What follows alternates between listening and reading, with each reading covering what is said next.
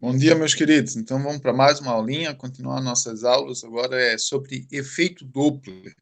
Então, a gente vai discutir um pouquinho sobre o efeito Doppler, né? Nossa, mas o que que a gente trocou tão rápido, né? Estava falando de ondas, o que que esse tal de efeito Doppler tem com ondas, tá? A gente vai ver que o efeito Doppler, né, é um efeito que acontece, né, nas ondas. Na verdade, acontece devido à velocidade da fonte ou do observador. Então, é uma mudança da frequência dessas ondas, né? E por que que muda, né? Porque a gente está tendo movimentos relativos, né, da fonte e do observador. Quando eu falo observador, é quem vai escutar esse barulho, tá? Então, o efeito Doppler é aquele efeito da ambulância, né? Quando vocês estão escutando a ambulância se aproximar, a sirene da ambulância tem uma certa frequência, o barulho dela é emitido de um certo tipo, né? Quando essa ambulância passa por você, você percebe que automaticamente parece que aquele barulho muda, a frequência daquele barulho muda, né? O efeito Doppler é esse fenômeno, tá? O nome dele, a gente chama, né, a maioria das vezes de efeito Doppler, né, mas também, né, é conhecido como efeito Doppler-Fizeau, que Fizeau era outro pesquisador, Doppler era um e Fizeau era outro, que pesquisaram sobre esse assunto. Então, né, muitas vezes vocês vão ver esse efeito Doppler como efeito Doppler-Fizeau, tá? Então, eu vou começar a nossa apresentação, a aula vai ser uma aula, né, não muito longa hoje, tá? Mas a gente vai discutir só o efeito Doppler, beleza? Então vamos começar aqui a nossa apresentação.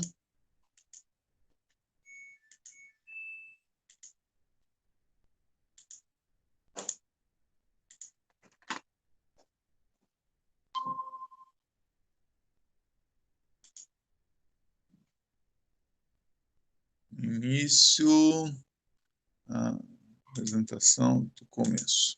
Então, esse aí é o efeito Doppler, tá? Como eu falei, né? O caso mais que a gente mais acaba escutando é o efeito Doppler na ambulância, tá? Então, né, aqui eu tenho dois observadores, um que está atrás da ambulância, né, e outro que está na frente da ambulância. O que que acontece, né? No caso do observador A ambulância está se afastando dele, está indo cada vez mais para longe. E no caso do observador B, a ambulância está indo para perto dele, né? E se vocês observarem, né, as ondas, né, por causa do movimento da ambulância, elas têm um comportamento diferenciado, né? Eles vão sentir as ondas de formas diferentes, né? Isso aqui, essas linhas aqui, né? Os círculos são frente de ondas, né? É como que a onda vai bater, né? Imagina aqui, ó, aqui ela vai bater e depois né? Ela vai passar um tempo e vai bater a próxima onda. Aqui as ondas vão bater uma pertinho da outra, aqui, ó, uma atrás da outra, tá? Isso, o que que isso nos mostra? Que a frequência vai ser diferente, porque aqui, ó, a onda vai acabar batendo mais rapidamente, então aqui vou ter uma frequência maior do que aqui, tá? O, então, isso, né, acaba modificando a frequência que esses observadores acabam escutando o efeito Doppler. Tá? Então, o que que é esse efeito Doppler-Fizeau?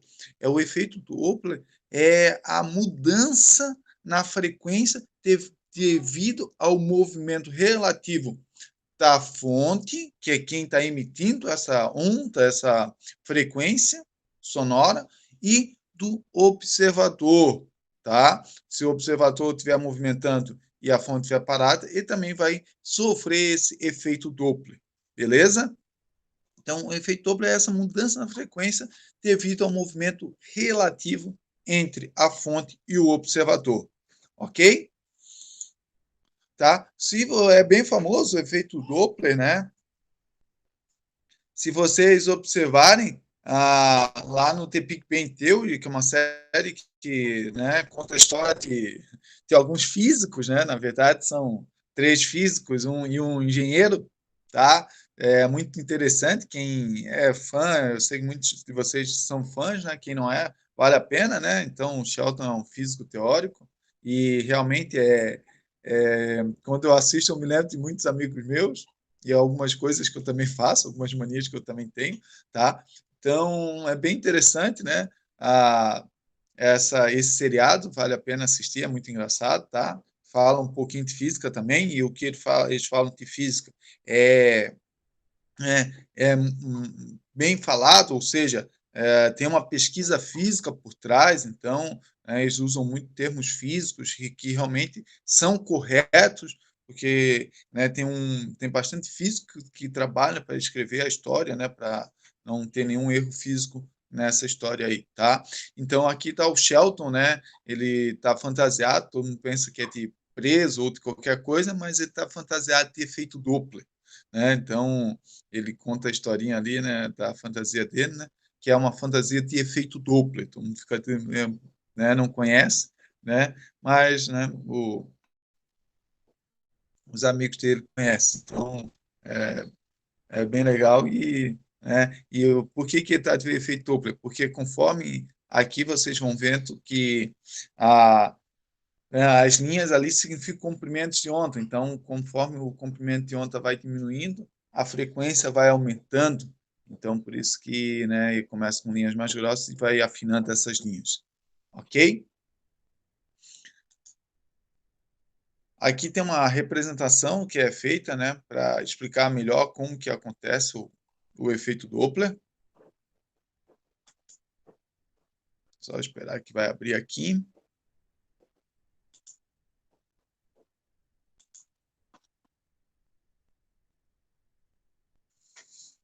1, 2, 3 segundos. É um videozinho, tá? Ele, né, mostra aqui o carro, tá? E o carro está em movimento e cada vez que o carro anda,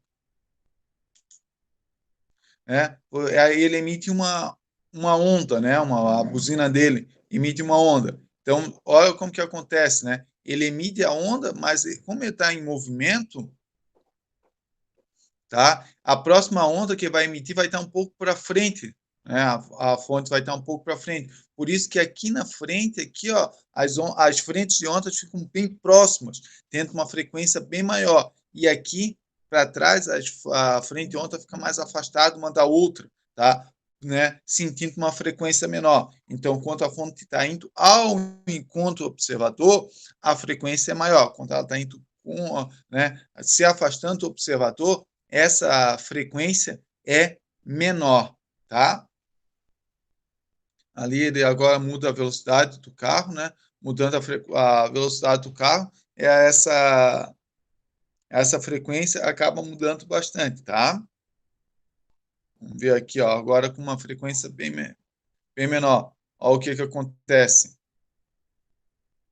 né?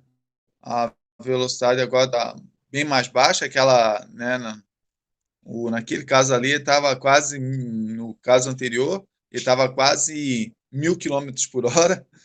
Então, agora ele está com uma velocidade aí de 64, provavelmente isso aí é metros por segundo. Então, ele está apenas nos 200 km/h.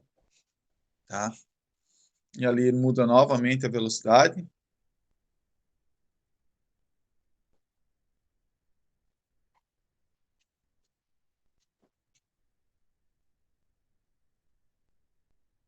Agora, ele está com uma velocidade maior que a velocidade do som. Tá? Então, se vocês observarem, as ondas elas estão se formando na frente das ondas, da frente da outra onda, tá? Formando aqui um cone. Esse cone aqui a gente chama de cone de Mach, que a gente vai ver daqui a pouco o que é isso aí, tá? Então, a gente fala que agora ele está com uma velocidade supersônica, ou seja, uma velocidade muito maior que a velocidade do som, né? Que é 343 quilômetros 343 metros por segundo, né, a velocidade do som no ar, só que aqui está a quase 500 metros por segundo, ou seja, a 500 vezes 3,6 aí vai dar quase 1.800 km/h, tá? Então, isso que forma esse cone que a gente fala que é uma velocidade supersônica, tá? Então, a gente vai discutir um pouquinho, vou falar mais um pouquinho, mas só para vocês verem como que acontece essa, essa variação da frequência devido ao movimento, tá? Mas nem como nem tudo é flores, né? A gente tem que aprender a calcular essas coisas.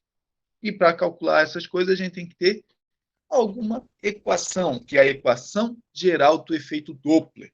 Ok? Então, aqui eu tenho a equação geral do efeito Doppler, que é o quê? A frequência observada, a frequência aparente, tá? A frequência percebida pelo ouvinte, que vai ser o F', tá?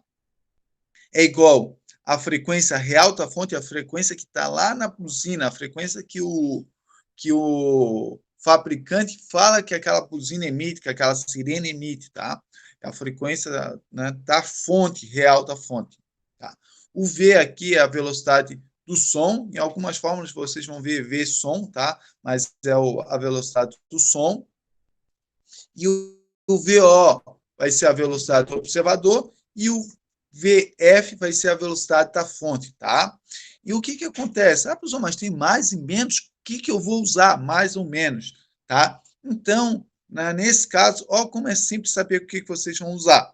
Tá aqui escrito aqui embaixo, tá bom? Vocês vão botar o observador num ponto e a fonte no outro, ok? Ó, e orientar a escala do observador para a fonte como sendo positivo. Tudo que apontar para esse lado aqui da fonte, para o lado positivo, vai ser positivo. Tudo que apontar para cá, para o lado do observador, vai ser negativo, tá? Então, se a minha fonte estiver vindo para cá, né? Ou seja, está indo nessa direção, indo cada vez mais para o positivo aqui, ela vai ser positiva. Se o meu observador estiver vindo para cá, ele também é positivo. Caso contrário, minha fonte está vindo lá para esse lado aqui, está voltando para o lado esquerdo, é negativo. Se o meu observador estiver voltando para o lado esquerdo, também vai ser negativo, tá? Então, é só, mas sempre não esqueçam que vocês vão sempre direcionar do observador para a fonte, né? O eixo positivo, tá? Então, ao sinal mais ou menos para as velocidades V0 e VF, é sempre estar orientando-se a trajetória positivamente do observador para a fonte. Daí não tem erro, tá? Alguns outros livros querem que decore, tá? Eu acho essa maneira aqui bem mais simples de entender como que a gente sabe se é positivo ou negativo, ok? Então, é só fazer dessa maneira que não vai ter problema, tá? Ah, professor, mas pô, agora já vamos para o quê? Para o exercício, claro, vamos aplicar a fórmula, né? Vamos entender como que a gente aplica essa fórmula. Então, vamos lá. Ó, uma pessoa está sentada em uma praça quando se aproxima um carro de polícia com velocidade de 80 quilômetros por hora. A sirene do carro está ligada e emite um som de frequência de 800 Hz. Sabendo que a velocidade do som no ar é de 340 metros por segundo, calcule a frequência aparente percebida pelo observador, tá? Então, ó, e ele quer também ver o comprimento de onda percebido pelo observador. Então, vamos calcular a frequência observada pelo observador, tá? Então, aqui, ó, só para a gente entender, né? Uma pessoa está sentada em uma praça quando se aproxima um carro da polícia, tá? Então, a pessoa está aqui sentada e o carro da polícia está se aproximando, tá? Beleza? Então, vamos lá. Ó, a primeira parte da velocidade da fonte, depois eu vou mostrar ali o sinal, tá? A velocidade da fonte, a gente considera que, ó, eu tenho que transformar isso para metros por segundo, porque a velocidade do som tem metros por segundo, então a gente transforma, e a frequência também é em hertz, que é em segundos, então tudo transforma para metros por segundo quando a gente trabalhar o efeito Doppler, né? E deixar no sistema internacional. Então, dividir por 3,6, é resolução, não, resolução. Eu sou ele, às vezes escreve rápido e não. A próxima letra fica na frente da outra. Tá? Então, voltando aqui. Transformei para metros por segundo, basta dividir por 3,6. Isso aqui está ok, não vou mexer, tá? Não, a velocidade do observador é zero, porque ele está parado, ele está sentadinho, esperando, escutando, tá? Então, agora vamos discutir o sinal. Só deixa eu voltar aqui.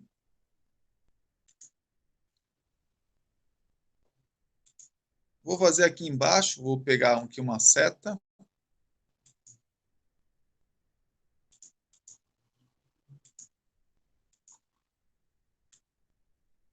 Ó, aqui coloquei a minha seta. Vou ver se eu tenho uma caneta aqui.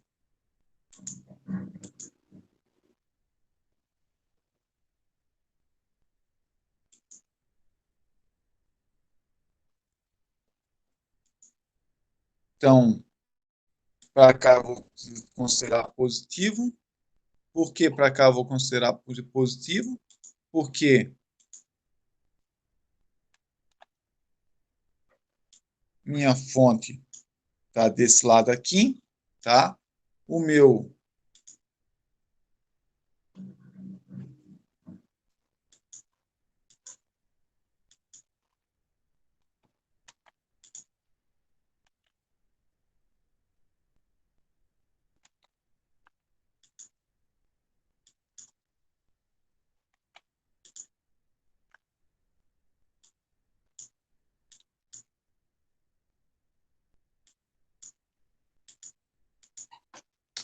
observador está aqui, tá? Então, para esse lado aqui vai ser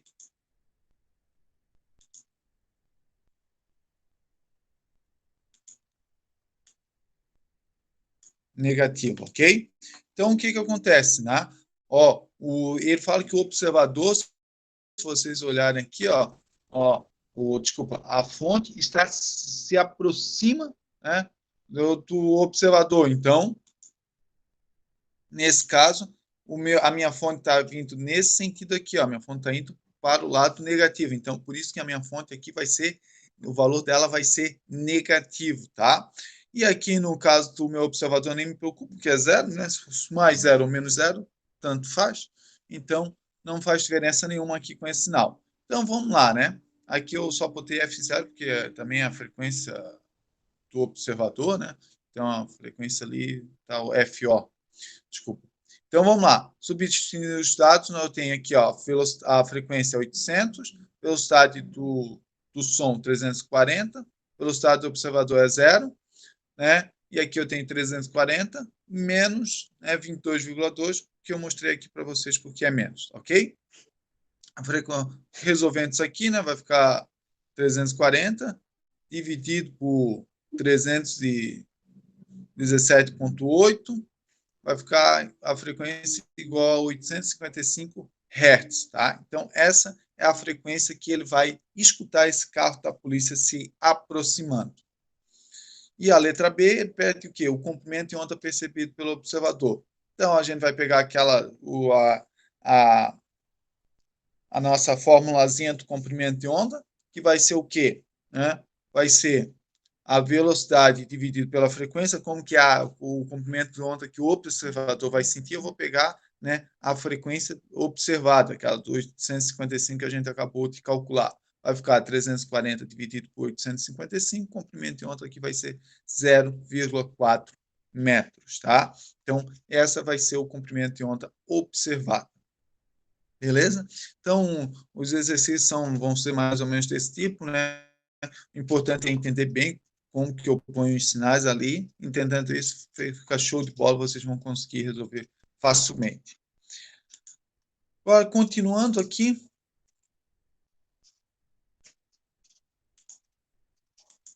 tá? Eu vou falar um pouquinho da barreira de som, tá? São velocidades supersônicas. A barreira de som é um valor que por muito tempo foi um valor limite, né? Porque realmente ela, para romper a barreira de som, tem uma pressão maior, tem uma certa dificuldade para romper essa barreira de som. Então, era realmente difícil romper essa barreira de som. Até que realmente conseguiram romper com os caças, né, supersônicos. Então, né? E depois que rompia essa barreira de som, essa dificuldade ela, né, diminuía, né? E daí eles conseguiam aumentar. Por causa disso acontece por causa mesmo das ondas de pressão que vai formando. Se vocês observarem lá naquele videozinho que eu mostrei para vocês do carrinho com velocidade supersônica, né?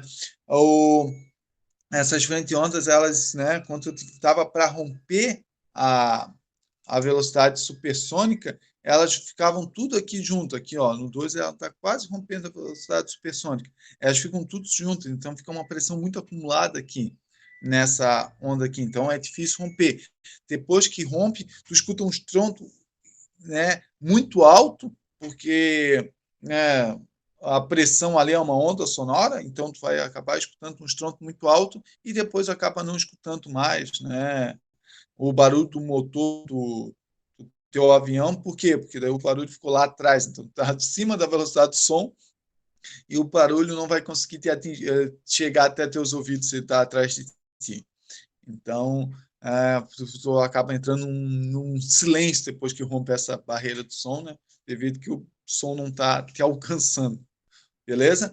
E, né, aqui a gente tem, né, esse cone aqui que forma, que a gente chama de cone de Mach.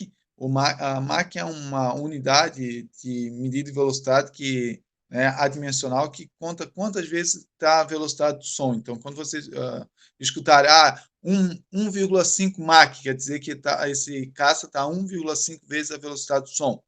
Ele conseguiu numa velocidade de 3 Mach, quer dizer que está 3 vezes, né, a velocidade do som. Tá? Então, aqui forma esse cone, e esse cone aqui, quando tu passa, realmente são umas ondas de pressão extremamente alta. Então, aviões que estão voando numa velocidade supersônica não podem passar perto do chão, porque esse cone aqui acaba quebrando, né, vidros. Conta a história que um avião supersônico passou, né, voando muito, uma velocidade acima do som, e perto de uma grande granja de galinhas, e acabou morrendo praticamente todas as galinhas da granja, né, por causa dessa onda de choque, né, as galinhas acabaram morrendo. Então é proibido, né, viajar, né, passar com viagens supersônicas perto do solo, por causa devido dessa onda de choque que provoca as ondas, né, sonoras aqui do lado né, nessa parede aqui do cone de Mach, ok? Posso voltar aqui nessa imagem. Aí, né, ele está rompendo. Aqui aparece aquela região de grande pressão. Então, a pressão aumenta tanto que a água chega a condensar. Então, isso aqui a pressão elevou tanto que condensou a água, formando tipo uma nuvem. Então, aí é um momento que está rompendo a velocidade do som, ok? E por último, a gente também tem a aplicação do efeito Doppler na astronomia, um pouco diferente, tá? Por causa que lá a gente trabalha com ondas sonoras e aqui a gente trabalha com ondas eletromagnéticas, com luz, tá? E a onda sonora e a onda eletromagnética tem uma diferença por causa da velocidade da onda eletromagnética, né? Ela é extremamente alta e ela é sempre constante no vácuo. Então, a velocidade da luz, ela sempre é constante. Então, ela sempre viaja com uma velocidade de 300 mil quilômetros por segundo. É o princípio da relatividade restrita de Einstein. Tá? Então, o que acontece? Né? Mas por que aqui eu também tenho o efeito Doppler? Né? Porque aqui eu tenho um caso de um conjunto de estrelas, duas estrelas que a gente fala que são estrelas binárias.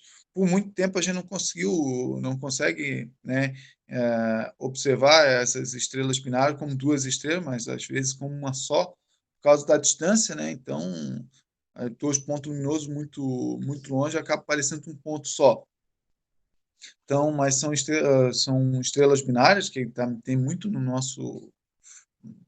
nossa galáxia. E o que vai acontecer? Né? Quando essas estrelas binárias estão girando, né, uma em redor a um ponto de um centro gravitacional, que depende das massas dessas estrelas, tá? Elas estão girando aqui. E o que vai acontecer? Como uma está com uma velocidade se aproximando do observador, a outra está com uma velocidade se afastando do observador, elas vão ter o efeito Doppler, tá? E esse efeito Doppler vai, né, a gente diz que vai mudar a cor da luz, tá? Vai ter um desvio, né? Ou quando ela está se aproximando tem o desvio para o azul e quando está se afastando tem o desvio para o vermelho, tá? Que a gente chama de redshift, tá? Então tem esse desvio aqui, ok? E vocês vão ver, né? Esse desvio acontece, né, principalmente na parte espectroscópica. Isso aí eu não sei se vocês já viram essa parte de espectroscopia aí dos elementos na química, mas é um assunto que vocês vão ver ali na química, tá? E a gente consegue, né, ver se essas estrelas estão se afastando ou se aproximando, né, como que elas estão girando, se realmente é uma estrela binária, analisando esses desvios da luz. Então a gente sabe se tal estrela está se afastando ou se aproximando da Terra, né, devido a esse desvio da luz aqui. Beleza? Então é muito legal esse efeito Doppler na astronomia e é muito usado e a gente consegue descobrir muita coisa, né, usando a parte do efeito Doppler. Né? Não vou entrar em caso, porque agora o efeito Doppler é um pouco diferente, porque, né, isso aí é um estudo mais já para o terceiro ano, quando a gente entra pela relatividade. Beleza? Então, essa é a aula de hoje. Espero que vocês tenham gostado. Um grande abraço a todos e fiquem bem.